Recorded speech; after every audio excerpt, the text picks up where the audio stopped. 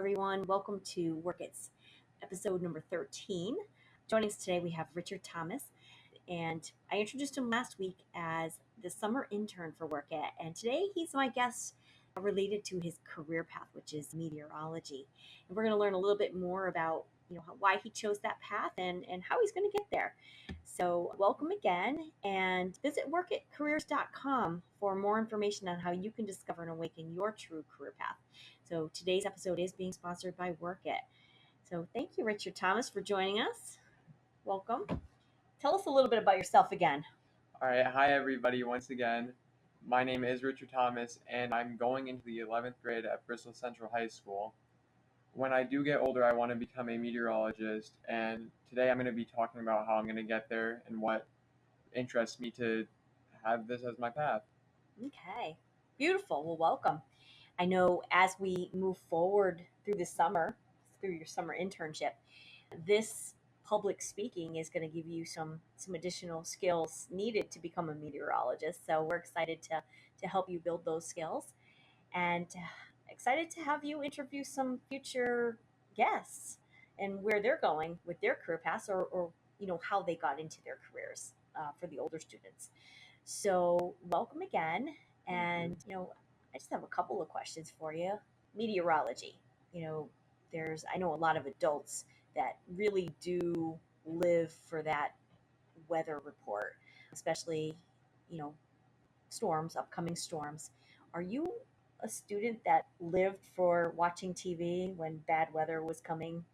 That was always me whenever there was something off with the weather, whether it be a thunderstorm or a hurricane or tornadoes that aren't even close to me. I was always on it. Were you putting fear in your family and tell them to get to the store and hide in the tub? No, not really, actually. I would always just educate them on what's happening. Okay. So you didn't get nervous that the No. roof was going to fly off the house or anything No, like never. that? Okay. Good. So you being someone who's interested in meteorology, when you do get the opportunity to get in front of the public, you're going to create information that is not going to be so fearful, but yet keep the grocery stores. Yeah, and also the grocery stores, they like it when there's upcoming storms because their sales increase.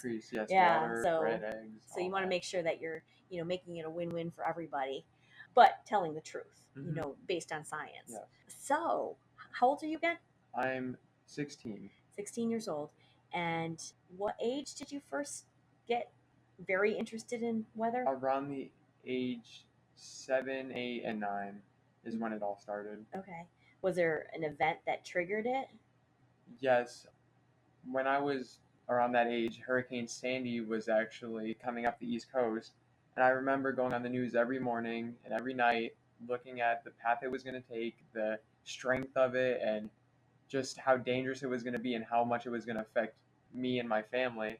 And it was just always super interesting to me. Okay. So, being 7, 8, and 9, the ages of 7, 8, and 9, you're taking some science classes at that age. You're probably like third, fourth grade, and then you go into middle school. Have you been taking a lot of science classes? I have been taking a lot of science classes, but it wasn't so much what kind of sciences it was more of a mandatory class, and science has always been my favorite. So yeah, I have been taking a lot of science classes. Okay. How else do you get your education? Because obviously you fed yourself more information about meteorology from ages 8 to 16. How did you receive more information? I was always Were you watching TV? I was always watching TV on YouTube, looking up the worst hurricanes, not so bad hurricanes, and just educating myself on just hurricanes and weather. So Hurricane Sandy, what triggered all of that in you? So Hurricane Sandy is what really triggered your interest? Yes. Okay. So we're both from Connecticut. Correct. Is there a particular channel that you always tuned into? Yes, WTNH Channel 8, I would always watch growing up. And Yeah. So whoever was given the weather at that point Mhm. was the person that you were believing in. Yeah, Wonderful. All right. So now you're in high school, true. and you have created a career plan, correct? So, what kinds of classes do you plan on taking to kind of get you prepared for college, I guess? Some classes that are very important for meteorologists that are up and coming are classes, math classes and science classes. You want to be accelerated college level classes in science and math. And some of the classes are actually calculus, physics, computer programming. Journalism is very important, and more vague psych and science classes. Ah, yeah. Well, I mean, I know that, you know, in my family's home, especially my mother-in-law, she is totally on point for any weather report, anything that involves, power outages, potential flooding. She is out there reacting to it. So, I'm sure there's a lot of other people that react the same way as she does. But it's important to keep the calm because you can raise people's blood pressure by watching the weather reports. So you need to balance that out. I know just from my experience watching her, because I kind of chuckle and Yeah. say, no, you really don't need to get 5 loaves of bread. So the schooling that you want to take between now and graduation, so over the next 2 years, do you feel you can fit them all into your schedule? I Yes, I feel confident that I can get all those classes done. No matter how hard they're going to be, I'm going to have to suck it up and get through it. So, the journalism, the public speaking, you Mhm. have an internship with Work It this summer, and we're going to help build more communication skills, more opportunity for public speaking, doing presentations not only on podcasts but also in person, Mhm. which is going to be exciting. Would you say that summer, like field trips, how do you plan on kind of supplementing the fact-based learning with some hands-on learning for meteorology? Where can you go, like, on field trips to kind of learn more about your field? I feel like actually going to weather studios and broadcasting places and all that good stuff would help a lot. And then there's also environmental centers, like Yeah. training centers throughout Connecticut, that can probably be good field trips for Mhm. for someone who's interested in science like you. So I have a question for you, Richard Thomas. Yes. I would love to know if you would ever consider yourself to be a storm chaser. I always ask myself that question, and it's a fun question because whenever I imagine myself storm chasing, whether it be tornadoes or hurricanes, I'm always like thrilled, and it seems something that I would do because it just seems so exciting. And once you really see tornadoes and hurricanes like in person, it's beautiful, even if they're extremely dangerous. So Mother Nature, in all her wrath, also has a beauty to you. Hmm. There's a beauty to it. And there's always a calm after the storm. Hmm. And sometimes rainbows, come out, and it's it's beautiful. I've seen that. So I I guess I have another question for you. Is there any particular pattern of weather that excites you more than other patterns? The type of storms that I Hmm. enjoy mostly are hurricanes because they last the longest and I get to track them down, how strong they are, and the paths they're taking. Okay. That's a good point. They Hmm. they take a long time to brew, Hmm. and then it takes a while to clean up afterwards. So being able to report on something that has a before, during, and after is something that excites you.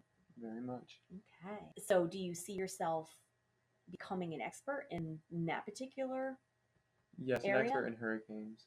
Okay. I know your family has watched Channel 8 for many years, and I know that Dr. Mel, who was there, built a program at Western Connecticut State University. Is that a university that interests you? Yes, Western State Connecticut University is on the top of my list right now, actually, and I'm planning on applying there and I mean, probably getting in. That would be awesome. So, Western Connecticut State University for Richard Thomas. And I hope that this leads to field trips for you at, you know, different stations so that you can kind of see how the weather is delivered behind the scenes all the way to live. And like you said, it's a moving target all the time, so you have to be constantly in front of screens, computer screens, Mhm. to be able to see its tracking because it changes minute by minute. How do you feel about your career plan? I feel good about my career plan now that I was at United Way and made one.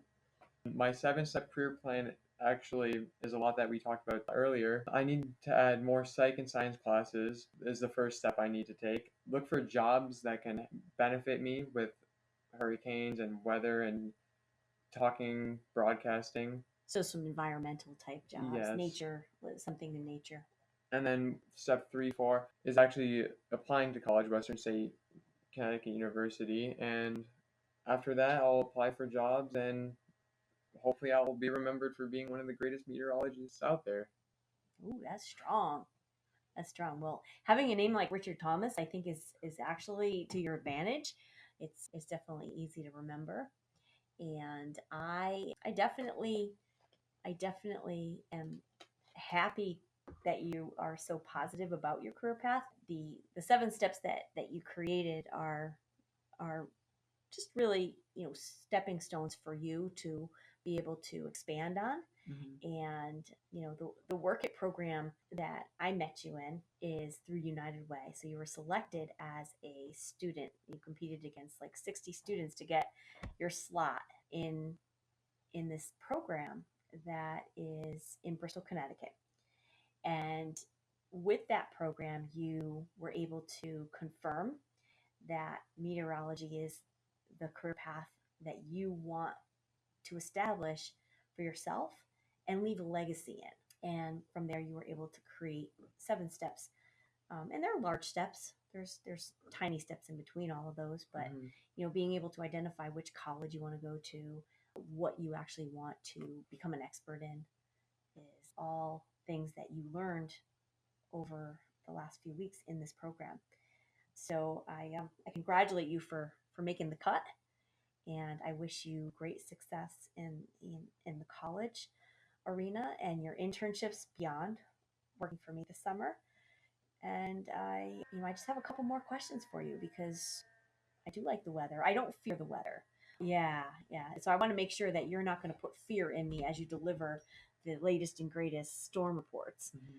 So, when you see storms that are coming up that, we say category 5, and then it gets downgraded to category 4, and then it might, catch some more power and then ramp back up to category 5, your adrenaline must be pumped at that point. Yes, very much. So when you see the destruction that a hurricane can leave, whether it was Hurricane Sandy, Hurricane Katrina, or the latest one, Hurricane Maria, which, that destruction that happened in Puerto Rico, I said that I don't have a lot of fear, but if a hurricane like that was to actually happen, obviously I would definitely have fear after that.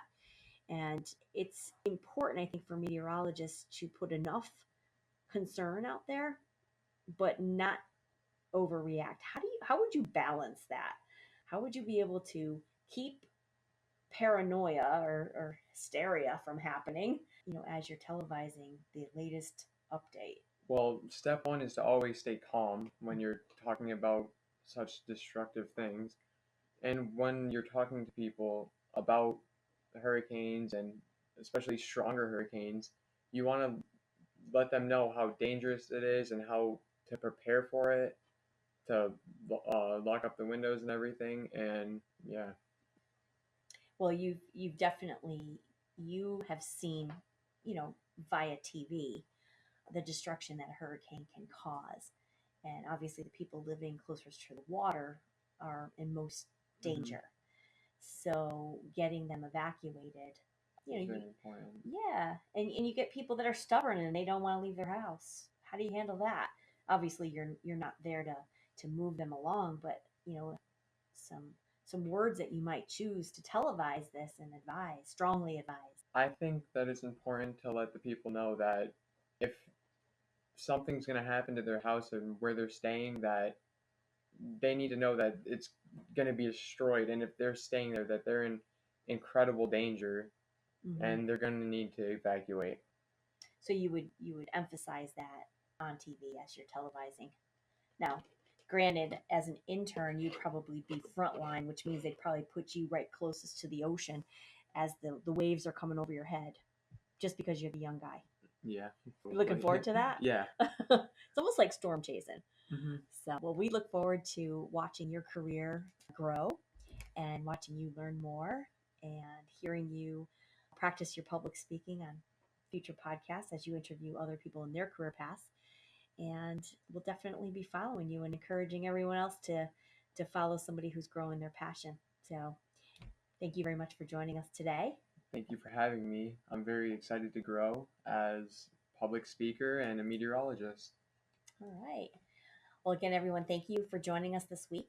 And Richard Thomas, a meteorologist, we look forward to watching you air your weather forecasts every day, probably 5 a.m. or midnight, because you're going to get the early shifts or the late shifts.